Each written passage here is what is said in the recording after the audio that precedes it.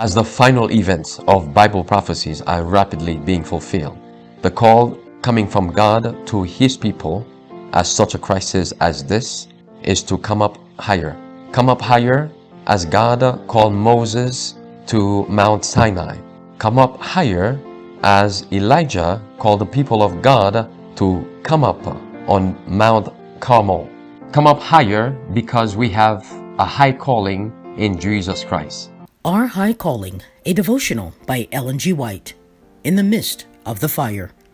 Whosoever therefore shall confess me before men, him will I confess also before my Father, which is in heaven. Matthew 10, verse 32.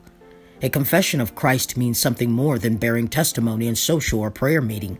We have a different confession to make from that which we have made, and we shall have to make it under different circumstances. The three Hebrews were called upon to confess Christ in the face of the burning fiery furnace. They had been commanded by the king to fall down and worship the golden image, which he had set up, and threatened that if they would not, they should be cast alive into the fiery furnace. But they answered, "We are not careful to answer thee in this matter. If it be so, our God whom we serve is able to deliver us from the burning fiery furnace, and he will deliver us out of thine hand, O king. But if not, be it known unto thee, O king, that we will not serve thy gods, nor worship the golden image which thou hast set up." It cost them something to confess Christ, for their lives were at stake. Then the king commanded that the furnace be heated 7 times hotter than it was wont to be heated, and the faithful children of God were cast into the furnace. Then Nebuchadnezzar the king was astonished, and rose up in haste, and spake, and said unto his counselors, "Did not we cast 3 men bound in the midst of the fire?" They answered and said unto the king, "True, O king."